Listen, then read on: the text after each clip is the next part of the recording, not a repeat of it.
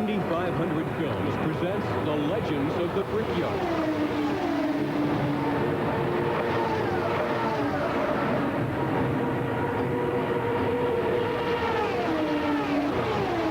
1981, a year in which, according to some, no one won the Indianapolis 500, but a year in which, according to the record books, another man joined the three-time winner ranks, but not until more than 4 months after the race had ended. Hi, everyone. I'm Bob Jenkins. And I'm Larry Newber. There has only been one brother duo to ever win at Indianapolis, and after 1981, each brother had claimed victory here 3 times. But in order for Bobby Unser to join his younger brother Al in that exclusive club, he had to do some pretty fast talking with his car and later with his attorneys. And so, with perhaps the most controversial finish at the Brickyard, we present the 1981 Indianapolis 500.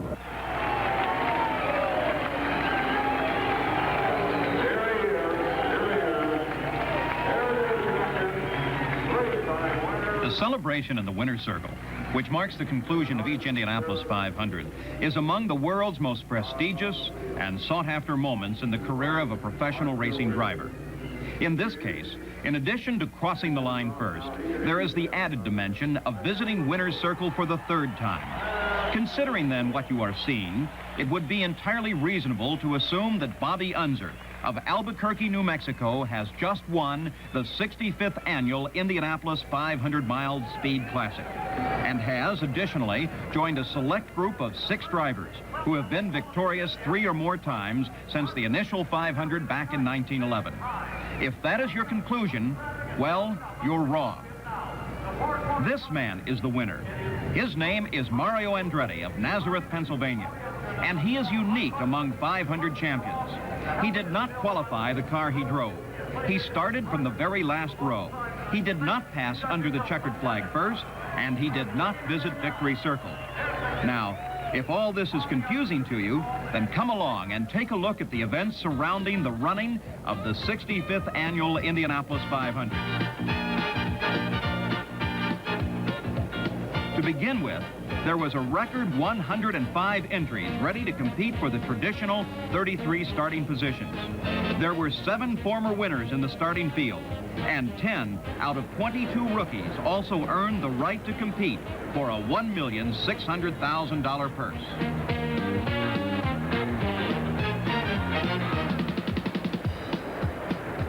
Aside from that, everything else was traditional. That is, if rain can be considered traditional. A blown engine can spell the end to an ambitious speed run. Frustration, for a variety of reasons, is ever present. They work and wait and pray for a miracle.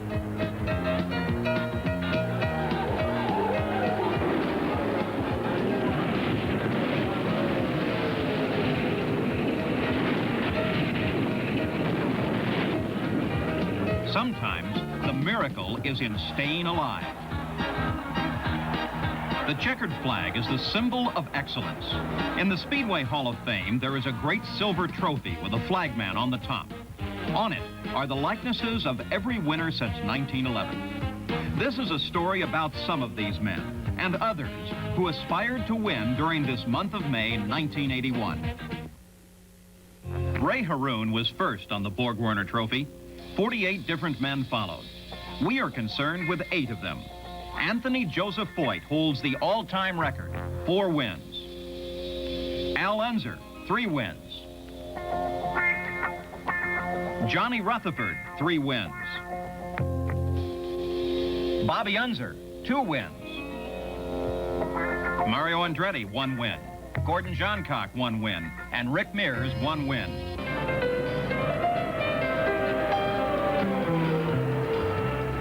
The charge to the first turn begins on May the 3rd.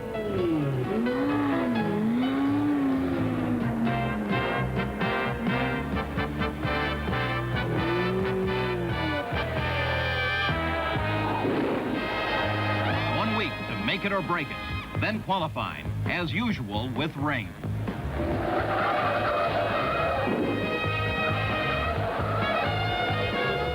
John Mailer slid 240 feet in turn 1.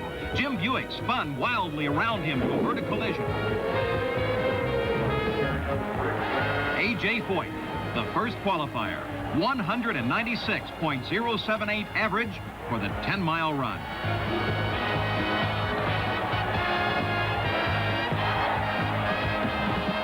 Johnny Rutherford, almost as fast, 195.386. Al Unser, 192.719. Mario is due in Belgium for the Grand Prix, and rain has brought qualifying to a halt. Someone must qualify for him. In midweek, there are 5 days for sorting out the cars.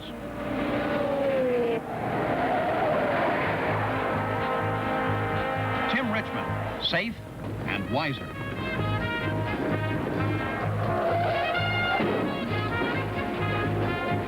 Steve Kinser's car had moderate damage. That was not necessarily his description.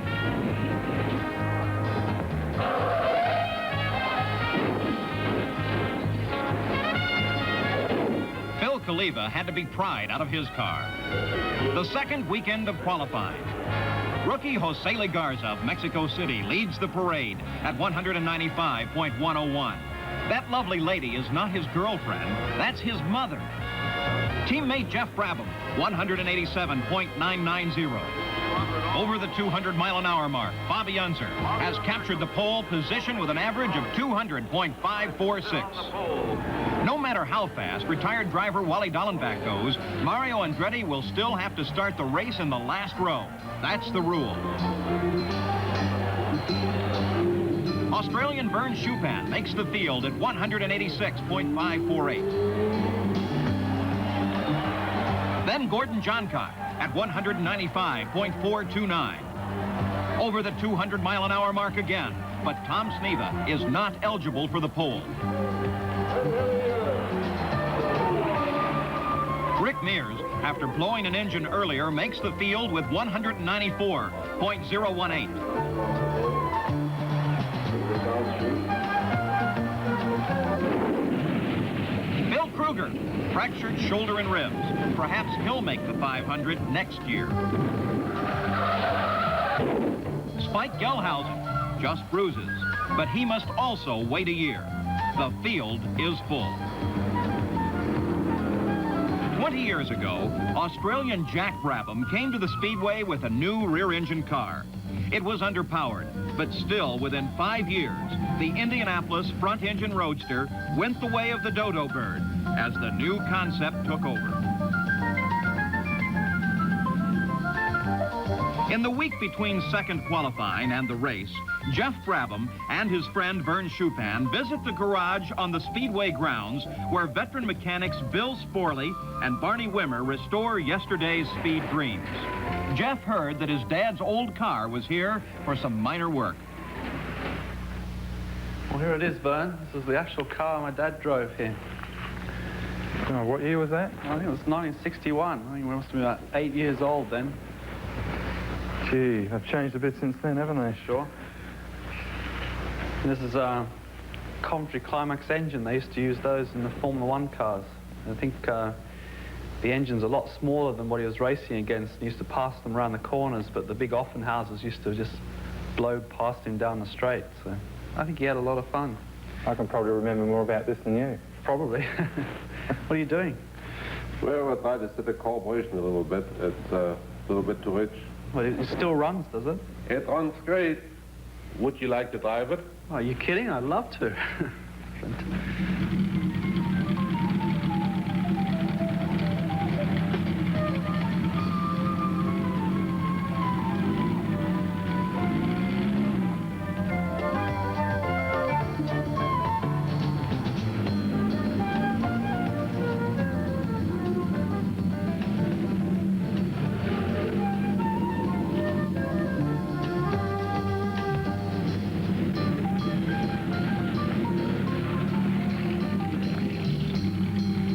The superstition among racers that green was bad for luck didn't wash with Jeff Brabham or Vern Schupan.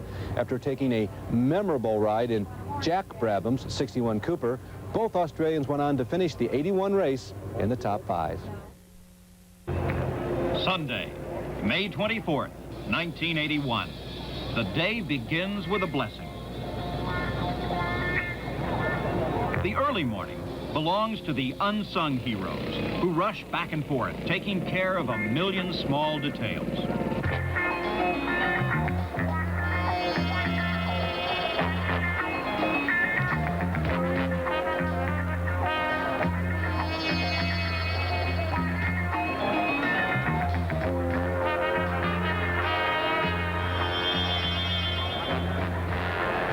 Builder A.J. Watson drives a 1908 Buick, originally driven by Louis Chevrolet.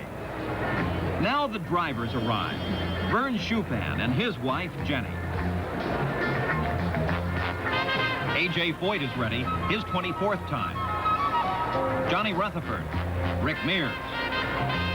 Mario back from Belgium. Lindsey Hopkins and Gary Bettenhausen. Buena suerte, Jose Lee.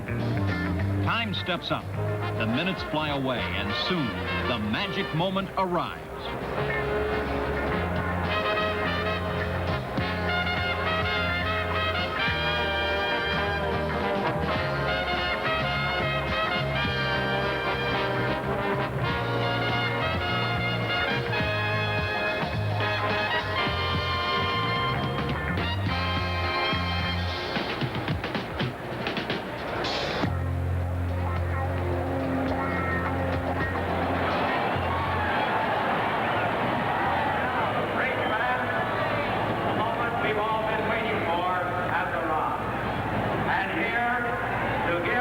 traditional command is the Vice President of the Indianapolis Motor Speedway, Mary Allman George.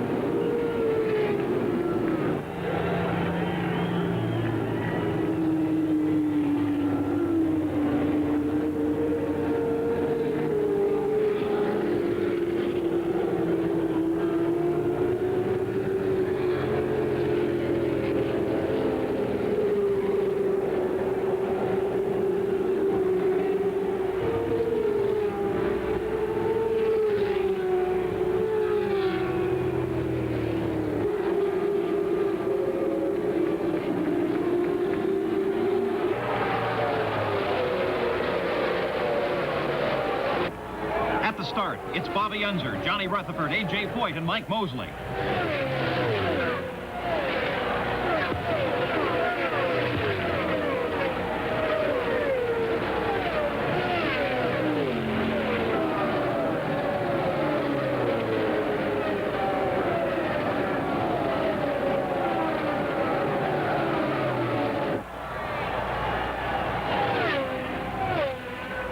It's still Bobby Unser, Rutherford, and A.J. Mario Andretti, after starting in the last row, is moving up to the front runners.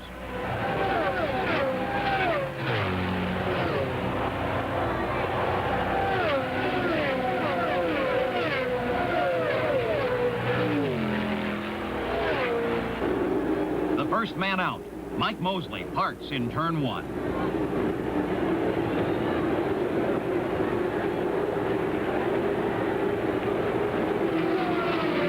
John Rutherford, a sheared fuel pump drive. Rick Mears is in for 18 seconds in the 27th lap.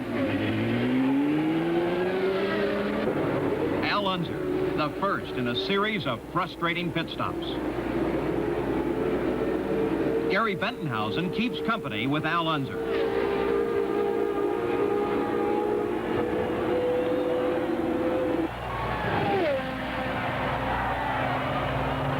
In the 46th lap, Tom Sneva leads, Gordon Smiley is second, Rick Mears third, Bobby Unser fourth, Jeff Brabham fifth, and Vern Chupin is sixth. After leading on the 57th lap, Rick Mears comes in for a routine service stop. Suddenly, there's a bad fuel spill. Then there's fire. It's hard to see because the fuel is alcohol, but it's burning just the same. Mears evacuates the car. He's got burns on his nose under the helmet. Several crewmen require emergency care, and a year's work and planning are nullified. As a result of that fire, Mears failed for the only time in 6 years to finish in the top 5. Another fire erupted in the pits of Herm Johnson just 2 months later during the Michigan 500, which resulted in major changes in the car's refueling system. Danny Ongaias works his way through traffic to capture the lead on lap 61. Gordon Smiley wants service right now. Pancho Carter lost compression, lost boost, lost the race. John Cock leads Andretti in the 64th lap.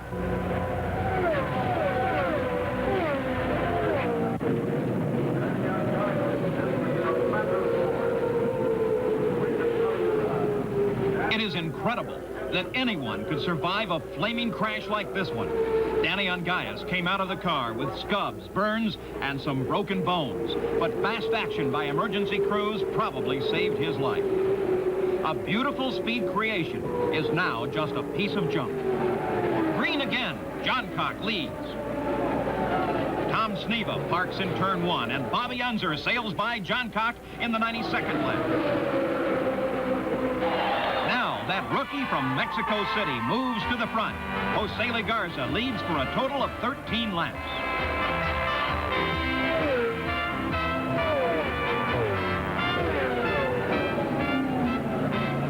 In the 132nd lap, Garza comes in. Here is a complete pit stop, fuel, and 2 tires in 26 seconds.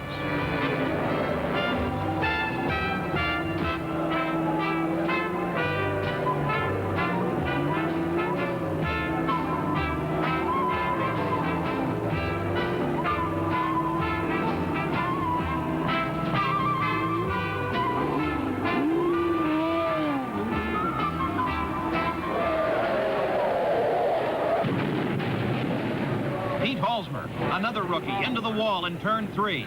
He's fine, but that's all for this year. Gordon Johncock distinguishes himself by passing everyone in sight to take the lead on the 133rd lap.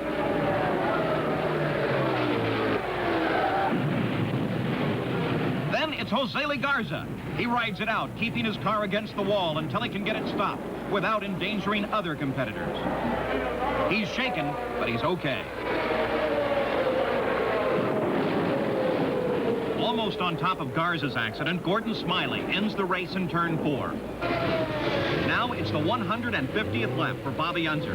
He must make one other pit stop between now and the end of the race. So must Andretti. The race is under the caution light. Unser passes other cars while falling back into line. But so does Andretti. This was the start of the controversy that cost Unser the race. In the 152nd lap, Vern Chupin takes 10 seconds of timeout for fuel. He's running 4th. There's a wheel loose on the track. Kevin Kogan, his car running on 3, comes in to see if someone in his pit has a spare so that he can finish the race. The seconds tick away as the crew inspects the right front hub for damage.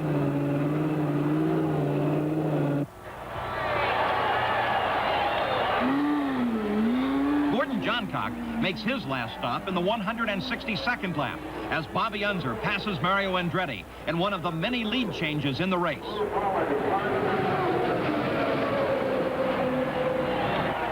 Tom Bigelow steps out of his car in turn 1.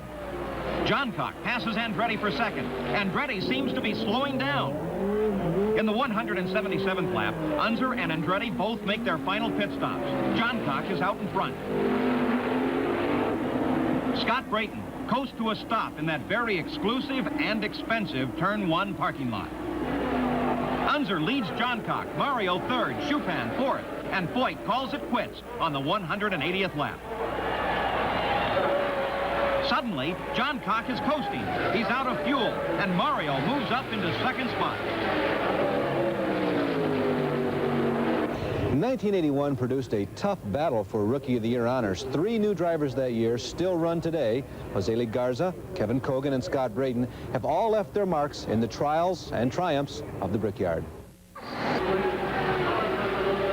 Well, that's the way it finished. Bobby Unser got his 3rd Indianapolis checkered flag.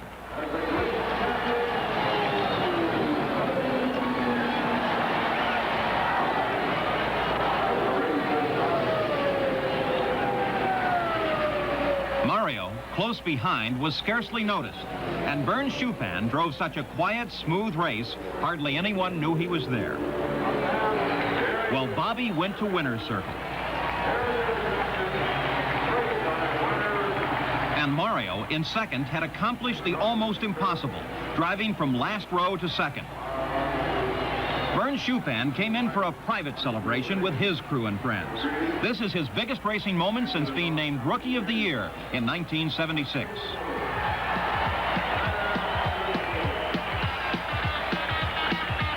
Kevin Kogan is fourth, in spite of losing that wheel. Jeff Brabham took fifth, and Jose Legarza was named Rookie of the Year.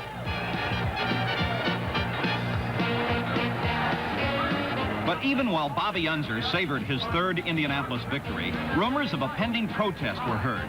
The official standings are not posted until 8 a.m. the morning after the race.